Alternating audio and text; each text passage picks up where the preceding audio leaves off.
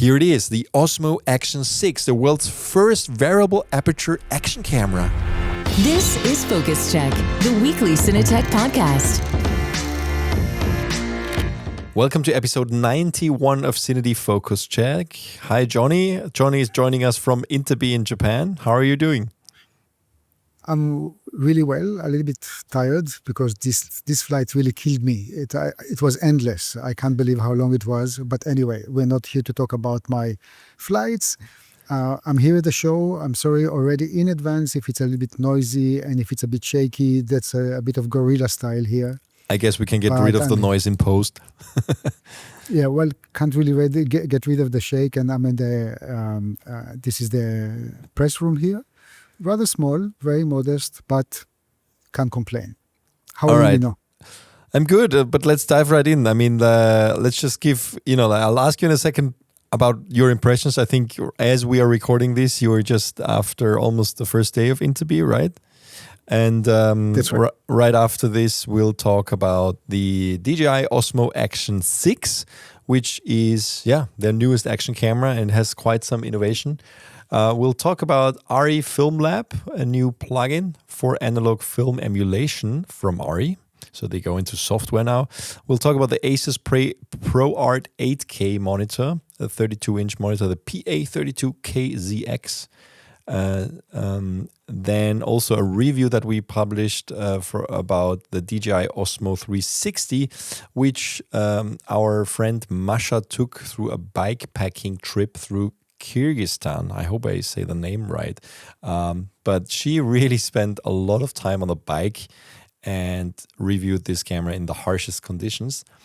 We'll mention an IMAGO study revealing quite precarious working conditions for cinematographers and talk about that a little bit and what it means. We'll talk about the ongoing CamerImage or CamerImage. Nobody knows how the name is said. Actually, people from Europe say CamerImage, like in a French way. People from America say CamerImage. But it's this big cinematography film festival in Poland, in Torun, which is really... It's not a secret anymore, like a secret tip, but it's really the place where all the big cinematographers meet and celebrate cinematography over the course of a week. And I wrote a long article on the workshops and that are going on there. And it's still going on until Saturday, so just a quick mention here. We'll talk about an article we published about hybrid video production, how AI can be part of your workflow without being scared it or vilifying it. And this is based on our AI course, our generative video AI course by Drew Shirazi, the person behind a lot of, very well-known, especially time lapses, for example, the intro of House of Cards and so on. And he's working on this ever-evolving course on MZ that constantly gets updated as new AI video tools come out. But we'll dive into some examples that he supplied and what you can actually do with it. If you haven't seen the course yet, we'll talk about Panasonic ending the LUMIX Pro service in Europe and what that means. And last but not least, we'll also quickly mention Filmstro finally launched their Premiere Pro extension, which gives you adaptive music control inside your NLE. But let's start off with Interbi, Johnny. So what are your impressions from the show in general, and how is the feeling on the ground, and what's new? So first of all, this is the first day, actually almost the end of the first day at the time that we're recording the show. I have to be completely transparent. Hopefully that will not limit me to come next year, but I'm a bit surprised because this year, at least the opening day is extremely slow. I also hear this from many manufacturers. In opposed to CP Plus, when people are really lining up and waiting just to enter, the first day here, nobody was waiting and people just go in. There is no stress whatsoever, which is a bit of a disappointment for the manufacturers, I would say, and that's what I hear from them also. And don't forget that this exhibition will run today's Wednesday, Thursday, and Friday. So actually, those are all working days here in Japan. Of course, it doesn't go through the weekend. So I really wonder if tomorrow and the last day on Friday, if it's going to be any better. Nevertheless, all the big companies from our industry are here, although in a much smaller booth. And what I can see, at least in terms of what is very visible, is first of all, many companies that we don't really know about, other Japanese or Chinese, are presenting huge screens. I mean, this is something like the displays. I'm not talking about screens to watch at home. I'm talking about like more for advertisement, big walls, different types, rollable, and those where the things are jumping out and so on. This is very prominent here. And the other thing is, of course, from the camera manufacturers, everybody has a nice little booth here. Maybe Panasonic, here they call them now Panasonic Connect. The booth is, in a way, has nothing to do with kind of our expertise, less cameras and so on. I don't know, maybe it's a different direction that they want to show here to people. Canon actually has a nice, they're emphasizing two things, PTZ cameras, and they have, imagine 5 PTZ cameras all connected and being operated by a single operator. And then you have one master camera that actually can detect where the other cameras are looking. So basically, it feels like orchestrating an orchestra. So one operator will do 5 cameras, and this is aimed mostly for broadcasters. Not nice to say, but this is also to save manpower. But don't forget that those PTZ cameras are still, they don't have like a Super 35 sensor. So we are always talking smaller sensors, and we can see a lot of demand for larger sensors also by broadcasters. But who knows, maybe in the future, Canon will show some PTZ with larger sensors. I haven't had the time to fully look at the Sony booth yet. Sorry, let me just finish with Canon. They're also showing something very interesting when it comes to virtual reality. The little trick is, of course, always to combine the camera movement with the background. So those are synchronized. And the nice thing that they're actually connecting the camera to the computer with a single cable. And obviously that can read all the metadata from the lens, can do some, if needed, some lens correction and so on. So from the demonstration that I've seen, it's working quite well. I haven't had the chance to visit Sony in particular, like only around, but I don't think that anything was announced today. And the next announcement are coming from Fujifilm. By the time that you're gonna see the podcast, we will be able to already share with you the video that we took. So here are the new announcements from Fujifilm. GFX 102 will be supporting the 32 to 90 millimeter GF lengths. This will come this year. And also this year, the GFX ETERNA 55 will be able to output RAW via the SDI and not only HDMI to the Atomos and Blackmagic Design monitors recorders.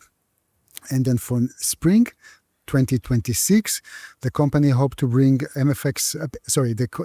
GFX ETERNA 55 is already supporting MFX recording, but there will be also the ability to playback from the camera itself. There will be a support for LUMIX. The 4x3 opening gate, we know that it already has, but we will be able to de-squeeze the picture in the video while viewing. Then the electronic ND will get an update, actually 2 updates. One is the ability to control it a bit better. And the second thing is to compensate on the exposure automatically, which is really great. And then what else?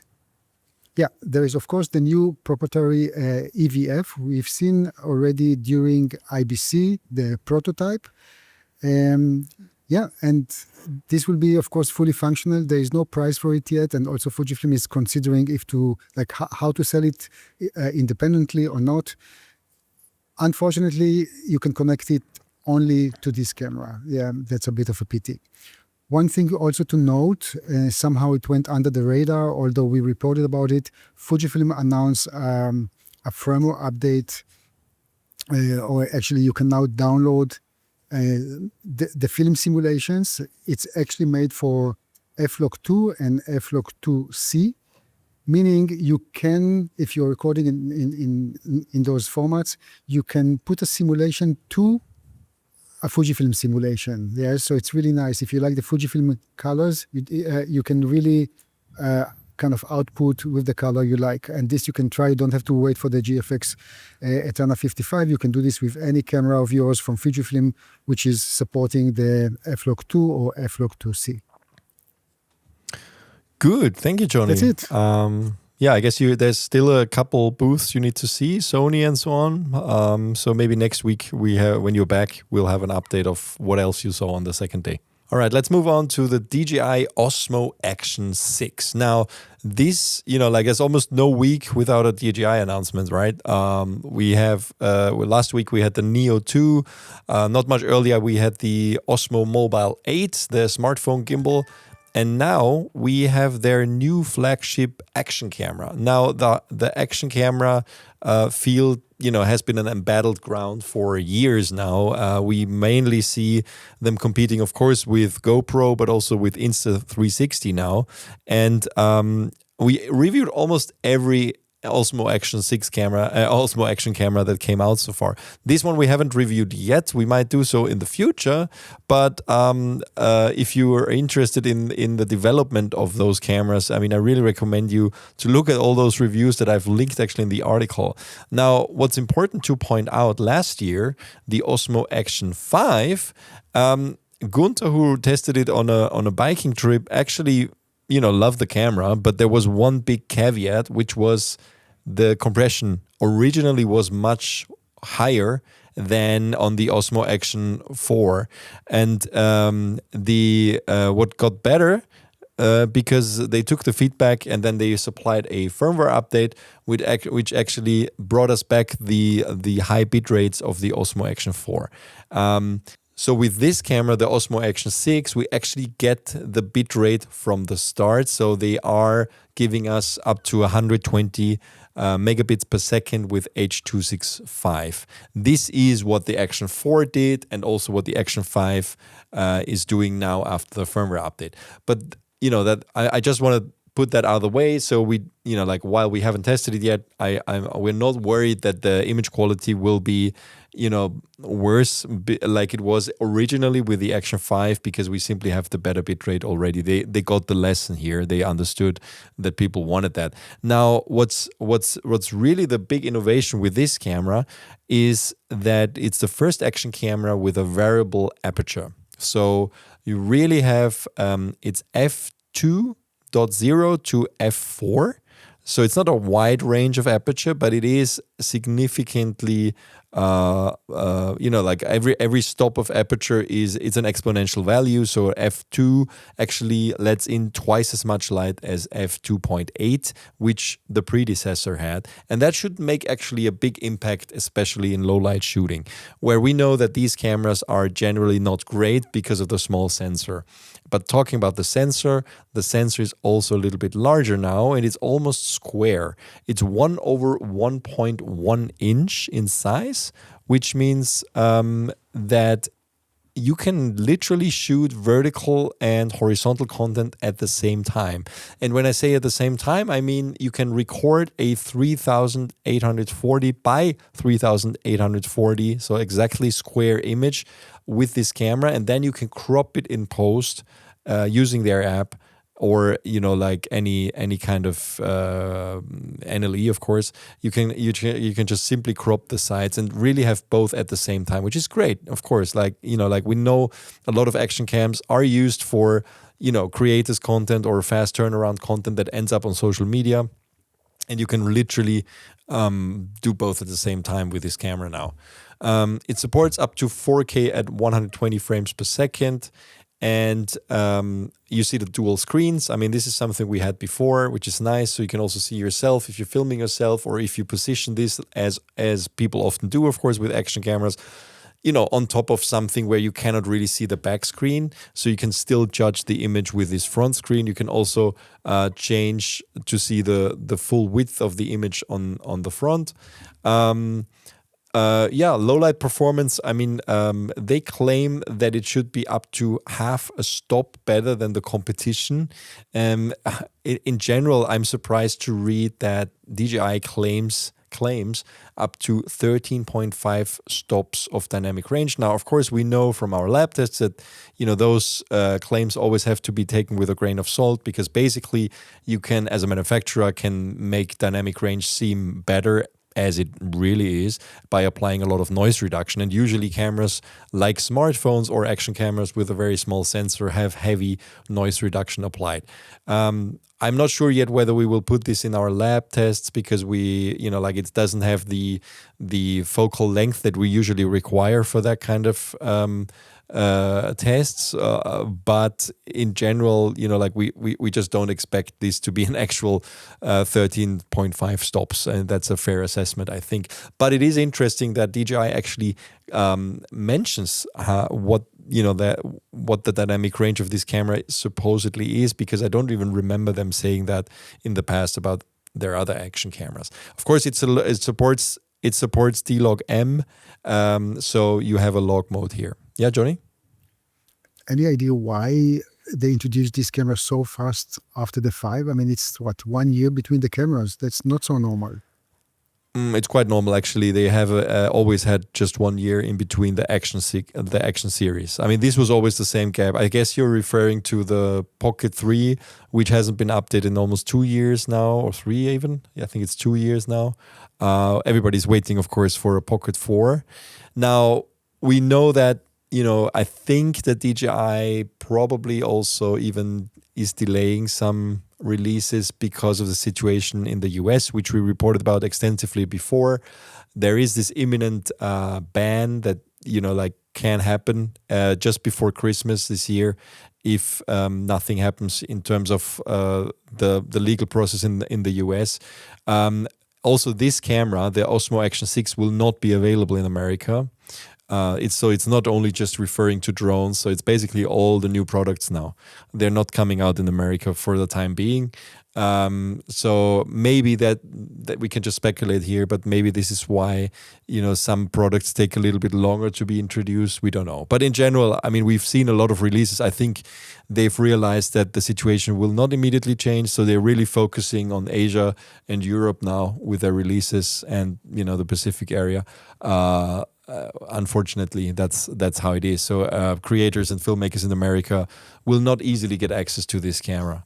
Okay, Johnny, I think you have to leave, no?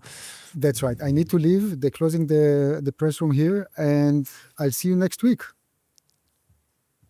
Thanks, Johnny. See you next week. So let's continue with the Action 6. Actually, that was not planned. They kicked Johnny out of the press room. I mean, that's reality on those show floors sometimes, unfortunately. But yeah, so I mean, the variable aperture for me is the big innovation here, of course. Now there are, accessories. You have ability to actually add a wide angle lens to make it even wider. I think I have to check what the field of view is, but I think it's close to 180 degrees with, there's a macro lens too. The macro lens reduces the minimum focus distance from 35 millimeters to 35 centimeters to 11 centimeters. However, that this is a 155 degree lens, like the default lens. So I think it's already very wide, and you can see that it's already distorting. I wish, that it would actually have a default lens that is not as wide, but I understand why they are adding a lens like that in general, because it's an action cam, and usually you want to see a lot of the of what's happening in front of the camera. However, it limits its usability, of course, for some other stuff. So, but there's no way of doing this right. But I guess they are really after also, people can crop into the image, I guess. But then you will not have 4K resolution anymore. Now, with the wide angle, the field of view boost lens, which is essentially a wide angle adapter, which is sold separately, you can expand the field of view to 182 degrees. So you literally see everything in front of, and a little bit more in front of this camera. So it's really like a fisheye. Yeah, I mean, it's nice to have this option, of course, but I wish there was something that actually did the opposite. Let's see if there will, but I'm sure there will be third-party adapters from other companies too, because the nice thing is, of course, this is just a screw-on lens. So you can take off the protection here, the lens protection. You cannot change the 155 degree lens, but you can, of course, somebody can make an adapter that changes this image too. So, for example, also the almost square image sensor would give you a possibility to add even an anamorphic lens for this. It's possible now, and I'm sure some companies will explore that option, which is of course nice. I mean, imagine just having this fit in with like a larger sensor anamorphic production by just adding an anamorphic adapter on this. Could be quite cool. But I think we'll test this camera. We'll give a bit more details. What's actually nice is that this camera now has 50 gigabytes of internal storage, so you can actually use this without using an SD card, which is much more convenient, of course. So you can literally use the internal recording here, and that's it. You don't need to. I mean, that's kind of a standard now with DJI products. We have also seen this with their drones. The latest drones all have proper amount of storage built in, and it's also the case with this one. But we'll test this camera. We'll find out how the variable aperture actually performs, and if it actually allows you to also get a little bit of shallow depth of field with this camera now, even though it has a small sensor. But an f2 lens, if something is close to the lens, should actually allow for that. And very curious to test this out. Of course, it's also waterproof, again, even without an additional housing, I think up to 20 meters, which is quite significant. And there's ND filters already from the start. You can get them optionally. And so it's interesting that there is still finally, I would say, proper innovation in this action cam space. And this still, again, like if you look at what GoPro has released lately, I mean, they only brought out updates that mostly focus on the software of their cameras. I really hope that GoPro manages to really surprise us again with great technology that also pushes DJI further. But so far, right now, even though we haven't really reviewed this yet, it looks like it's really DJI and Insta360 pushing the boundaries of what's possible with action cameras these days. And what I forgot to mention, actually, of course, there is also now direct integration with their DJI mics, like the Mic 2, the Mic 3, and the Mic Mini. So that means you don't need to use a receiver if you use those. You can just simply connect it to the camera directly. So really great for a quick turnaround content. You just don't need a receiver for your audio anymore. Makes stuff, of course, a lot simpler. It's an impressive camera. You see the demo video here. If you watch the video version of this podcast, of course, those images always look impressive. We'll take a look at the variable aperture feature and let you know what we think about it in general. So that's pretty cool. I hope in the future we will have a action camera at some point that actually lets you swap the lens. Imagine just having custom lenses and not just, use adapters on front of this lens. So you could actually have like a longer focal length on this because a 155 degree lens is, of course, very wide for a lot of applications. But let's see. This episode of CineD Focus Check is sponsored by Sirui. Are you looking for that anamorphic look without the weight and hassle of traditional cinematic glass? Look no further. Sirui has just changed the game with the Astra series. The world's first T1.8 full-frame autofocus anamorphic lenses. These lightweight lenses give you that signature widescreen look with horizontal flares and oval bokeh, but with fast, reliable autofocus. Choose from 50mm, 75mm or 100mm focal lengths, each weighing just 600 to 700 grams. The Kickstarter campaign is live right now with super early pricing starting at just $799. Check the link in our show notes to get your hands on these groundbreaking new lenses. And now back to the show. All right, let's move on let's stick with with DJI for a little bit. We reviewed the DJI Osmo 360. And when I say we, I mean our dear friend Masha Dekova, who you probably know from our nice efficient filmmaker MZ masterclasses, which are dealing with workflow tools that enhance your creativity, kind of by making stuff that you have to do all the time, like masking and subtitling in your videos, more efficient and quicker. You might also know her educational articles on the website that we publish every week. But she actually spent, I think, 2 weeks in Kyrgyzstan. I hope I say it right. Kyrgyzstan. She spent 2 weeks in Kyrgyzstan with her husband on a bikepacking trip. And actually, she reached out to us if we have a camera to review for that. And that was just in time for the Osmo 360 when that came out. So she took it on the ride and she published a very, very, very long article about her experiences with the Osmo 360 on this trip. And I can only recommend you check this out because she has so much to share. Also beautiful images that she took on the trip, and also just really a lot of feedback on how this camera performed in a very harsh environments. I mean, they had huge changes in temperature from freezing to very hot, and they had no problems in terms of performance, which is nice to hear. This, don't forget, the Osmo 360 is DJI's first 360-degree camera, and it only recently came out. And of course, in this case, they're really competing against the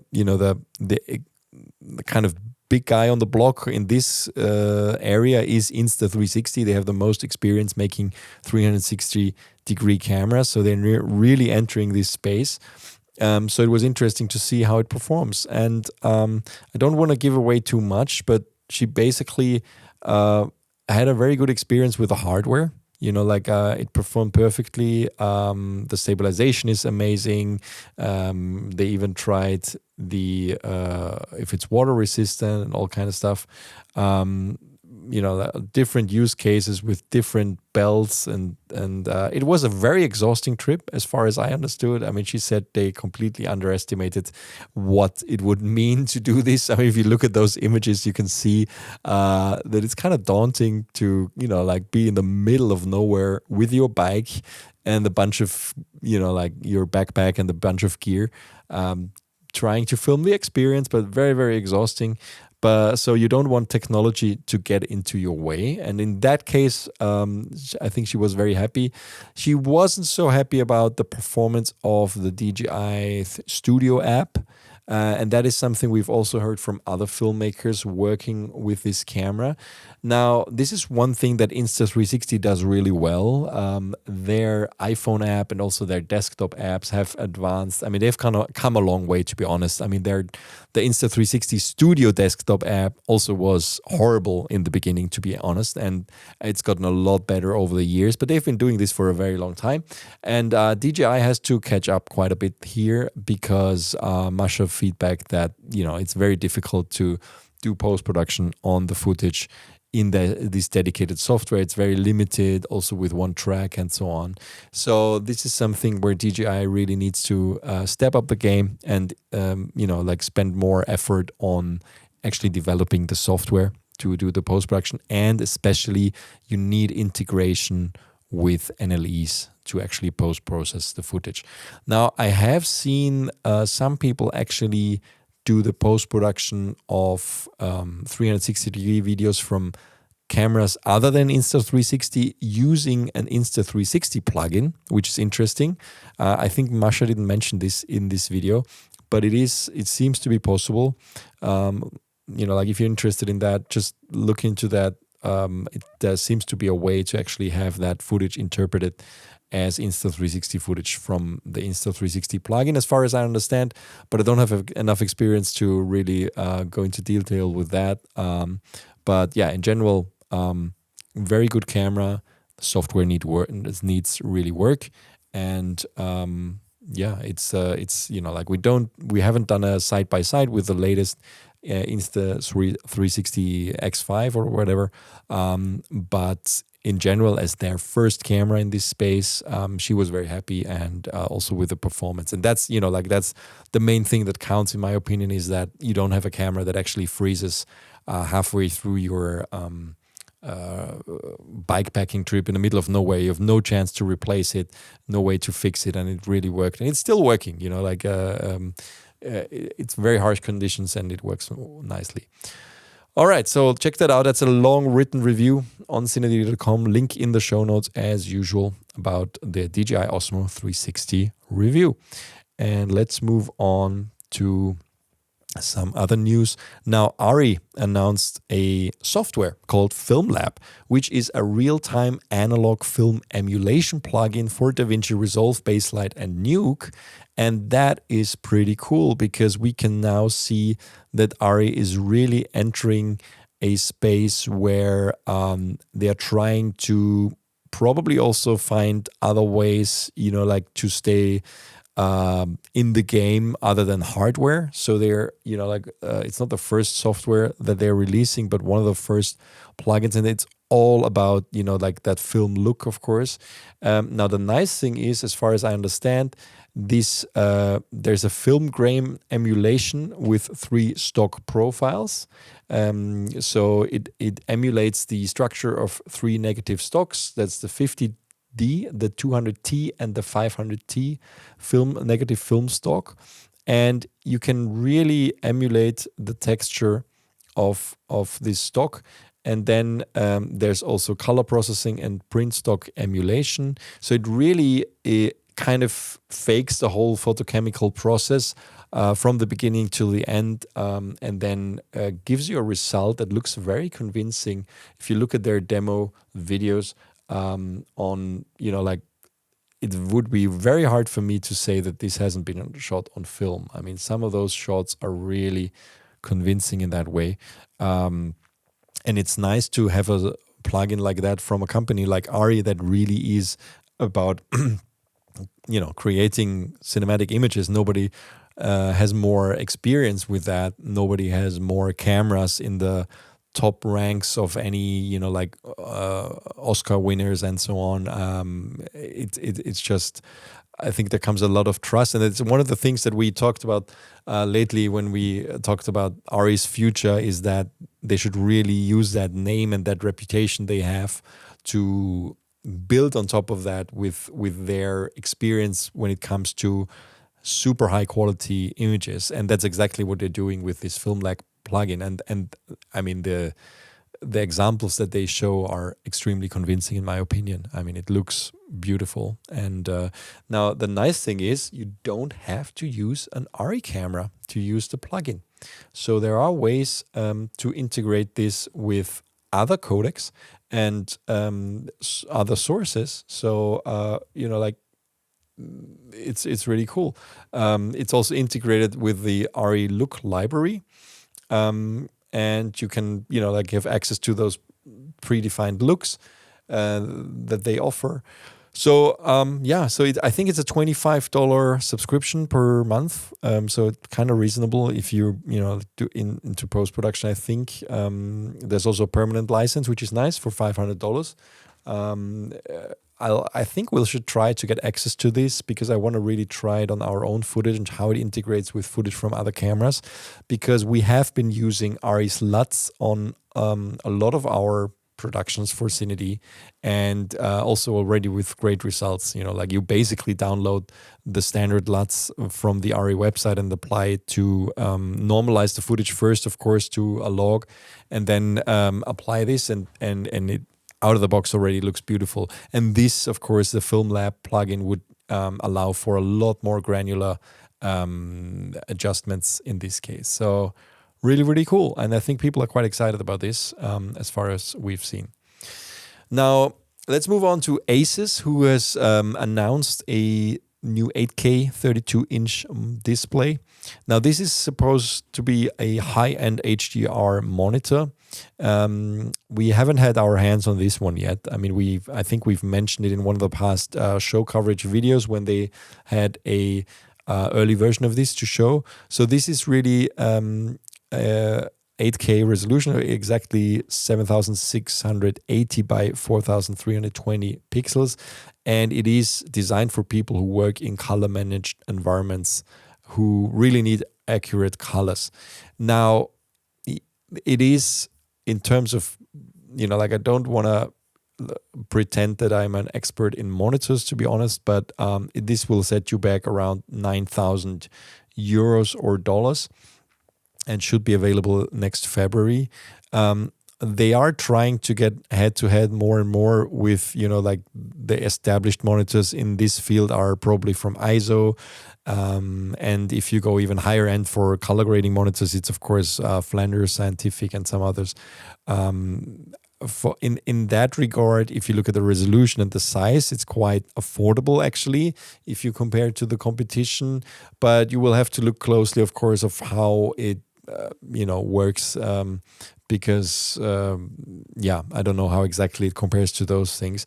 We might review this in the future, but the technology that they use is mini LED, so it's not an OLED, but it has over 4,000 local dimming zones. So it shouldn't be in like this general LED problem that you have, is that it is too bright, even when you display something like black or any dark color. And with 4,000 dimming zones, this problem should be manageable. You can usually not have an OLED with a resolution this high, and I think this is their way around it. 1,200 nits peak and 1,000 nits sustained is actually quite bright for a monitor of that size for a studio. 60 hertz refresh rate, which is fine for this kind of application. Of course, it's not a gaming monitor, it's for color grading and so on. So has a lot of connectivity built in, even Thunderbolt 4 and DisplayPort in addition to HDMI, of course. But having Thunderbolt 4 distribution is, of course, a great addition. So 97% DCI P3 and 95% Adobe RGB in terms of color space. And this is a true 10-bit monitor. And as we said, this will come out in February for around $9,000. And let's change the subject a little bit to something I wrote about a study. Now, IMAGO, which is the roof organization of the cinematography associations of this world. I mean, originally it was the European roof organization, and then I think a couple of years ago also the ASC joined, and the Brazilian association. Even their president now is a Brazilian cinematographer. And they have various working committees inside that are trying to research and enhance working conditions for cinematographers around the world. And they had one committee that was really trying to find out the actual working conditions of cinematographers around the world. And I think that survey has been running for over a year. I think it was also accessible on their website. Now the results are, funny enough, not published on the website yet, but I got access to those results and decided to write an article about it. And based on the feedback of all those study participants, the working conditions of cinematographers around the globe, with a specific focus on Europe, based on the people who feedbacked, because 82% of the participants came from Europe. It sounds like the working conditions are kind of precarious. Honestly, I mean it's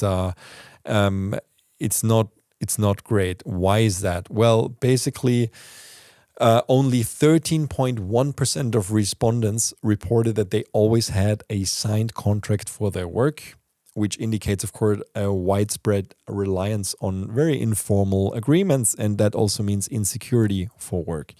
That leaves any professional, of course, vulnerable because you don't have any standard employment protections if you don't sign a contract.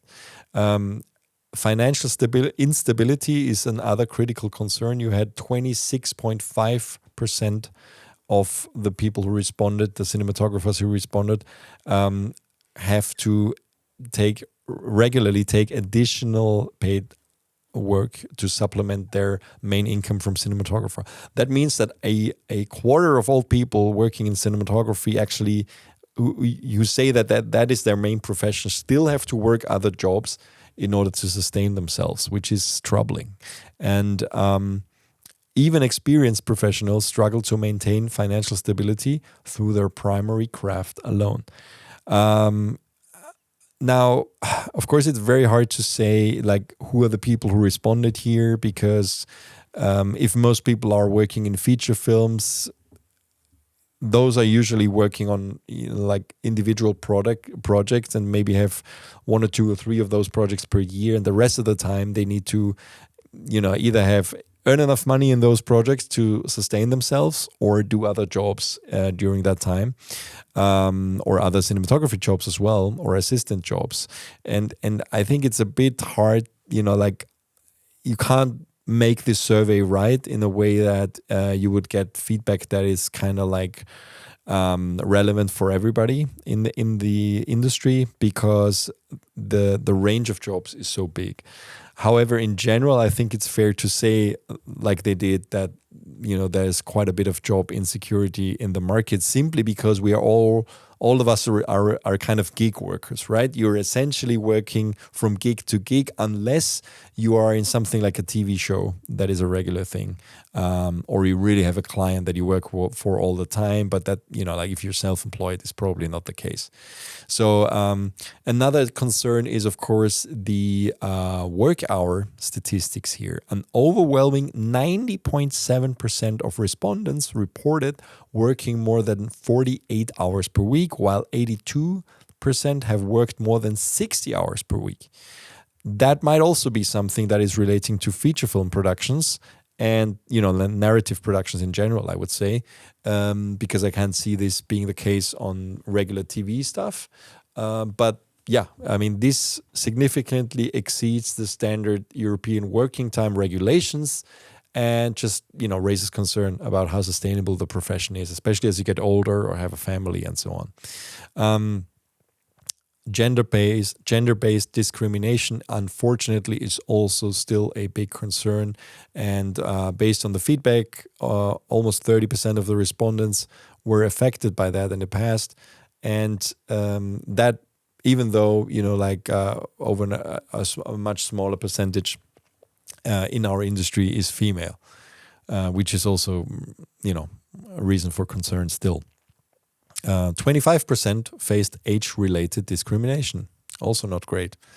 So I mean, there's a lot of things that are not great that came out of this. Now, the good thing about IMAGO is that they're trying to do something about it, and the results of this survey were presented to the EU Parliament, and they are putting this on their agenda to kind of address this. Now, we'll see how that goes, because of course it means that working regulations need to be adjusted in all the member states, but at least it's now on their agenda and they're aware of the challenges here.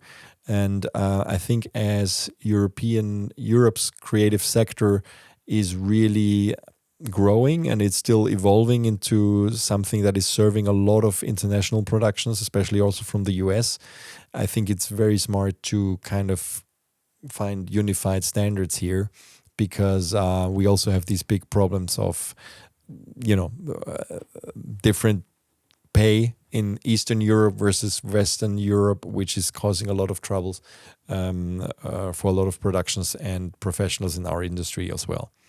So yeah, there's definitely a need for change. And if you're interested to read more about this study, head over to CineD. We'll put the link in the show notes. Now, few quick more mentions before we wrap it up. Now, first of all, CamerImage Festival is still going on in Torun in Poland now. Now, if you've never been to CamerImage or CamerImage, a lot of people say it's really the place to be as a cinematographer when it comes to film festivals. Now, this is not a trade show, while there is, they call it the CamerImage market. It's like a like one small hall, which a lot of manufacturers like Sony and Red and Nikon and some others are exhibiting there. But the crowd there are truly high-end professionals. You have a lot of, like ASC, BSc level cinematographers there. There are movie competitions, of course, and you're with your peers if you're there. It's a very nice festival. I've been there 2 or 3 times. Unfortunately, wasn't able to go this year, but this is the place to be if you're interested in interesting conversations about cinematography and really the art form, in combined also with the technology, but it's really about the art of cinematography. And there's no other place where it's that easy to actually have a beer with your favorite cinematographer. And it's lasting a full week, and we're now right in the middle of it. And there's also a lot of workshops happening during that week, many of which are sponsored by manufacturers, but again are really about the craft of cinematography. And I took the time to really dive into the workshop schedule that they have this year, and was trying to line out all the workshops that they have in terms of cinematography. There's a lot of ARRI stuff, like workshops sponsored by ARRI on high-speed cinematography, on like first ACs, creating your look with ARRI lenses, the magic of film, lighting for high speed. Sony has a lot with the FX2 there. They're actually handing out FX2s to walk around Torun and film, footage of the city just to try out the camera. There's an open house by Fujifilm every day. There's I think it's called, there's a cafe sponsored by Astera, sorry, and Sigma and Astera Cafe, and it's like cinematographers can attend multiple sessions of technical presentations, which are kind of informal ways. Our friend Sebastian Thaler, a very great DP from Austria, is there too, alongside many others, presenting projects that he did, which is actually happening today. We have people like Autumn Durald Arkapaw ASC. She's talking about her cinematography on Sinners. We have Fade and Pepper Michael ASC. We have a lot of very high profile cinematographers like James Friend and so on, doing workshops there. So it's really, really nice. And when you hear this, the show is almost like the festival is almost over, but I can only recommend going next November. I hope I can make it next year. Just quick mention of an article we published on hybrid video productions, way to make AI part of your workflow. Again, this is on our new course, Directing the Future by Drew Shirazi, who is a very accomplished cinematographer in his own right, best known for his work on some Steven Spielberg productions like West Side Story and also House of Cards. And he really is diving into AI video with his own cinematography, with his own photos, and kind of enhancing what he does already, using the ever-evolving AI tools and not fearing them and not vilifying them. And we're diving into what he's doing in the course in this long article of how to make VFX transitions, how to turn your own stills into video, how to change specifics about your videos using AI tools, all things that probably weren't possible for cinematographers before if they're not, well versed in VFX, but now it's possible thanks to AI. So check out this article on CineD. And then we had a short article mentioning that LUMIX Panasonic is actually ending their LUMIX Pro service in Europe. Now they're not the first manufacturer to do that. The US service is still going on, and I mean it's not that it's not the end of the world, because there's still ways to get your camera repaired, but it might actually increase the turnaround time if you have to have a camera repaired. But in general, it's we see that these services by companies get in general a little bit reduced, unfortunately, over the last few years. Panasonic is not the only manufacturer. The exact reason for that we don't know, but maybe they're also centralizing stuff. But yeah, there's not, there's also the CPS from Canon, for example, which is very well known, and also the I think it's called Silver support from Sony, which is still going on, of course. But don't forget, there's a lot of different ways to get your gear fixed. Just be aware that the LUMIX Pro service is ending in Europe. And last but not least, a quick mention, Filmstro is, if you haven't heard of Filmstro, we've reported about them and reviewed their products over the last few years many times. Now, Filmstro allows you to make custom music based on stock music tracks for your movies, but really customize them. So basically, you have access to basically all the stems of tracks. And it's not just stems, it's like you have 3 kind of sliders, basically. I think it's called momentum, depth, and power. And as you slide them while you watch your video, you're literally kind of adjusting the music to what you see on screen. And it's remarkably accurate, and how you can almost frame exact compose and change that music according to what you need. Now, the thing is, in the past, they had a Premiere plugin long time ago, and then they completely reprogrammed their software, and it became a standalone browser-based software, which of course made it a little bit more difficult to work with your footage, because you needed to export your movie from the NLE and then kind of import it into the web app and then do all your music stuff there and then get it out again. Now, finally, they are releasing a Premiere Pro plugin, which allows you to do that right into your NLE. And there's the way it works is quite nice, because you can literally see your momentum, depth, and power sliders as you are playing your video and do the adjustments and then listen to the music. It's a bit hard to explain if you haven't tried it, but I can really recommend you try out Filmstro if you are usually working with stock music, but very often, of course, struggle with the fact that the stock music is simply not fitting exactly what you need.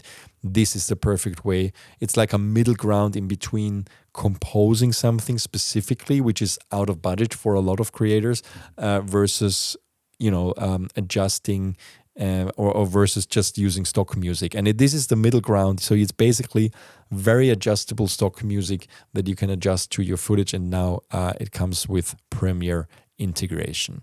Now, hopefully they will also do this for DaVinci in the future, but Premiere is out now. All right, let's wrap it up here. It's a bit of a shorter episode than usual, and but yeah, that's how it is. And next week we'll have more news for you from the CineD studio. Johnnie will be just back actually from Japan and China, where he's going after Japan, and we'll hear about his adventures next week, and of course more news and reviews on the next episode. Thanks for watching. Stay tuned. Don't forget to subscribe on Apple Podcasts, Spotify, and wherever you get your podcasts. Leave a comment also on YouTube. Give us a like. Share this podcast with whoever you wanted to share it with. And we always appreciate positive ratings on those platforms. It will really help us getting more reach. And feedback us at podcast@cined.com. See you next week. Bye.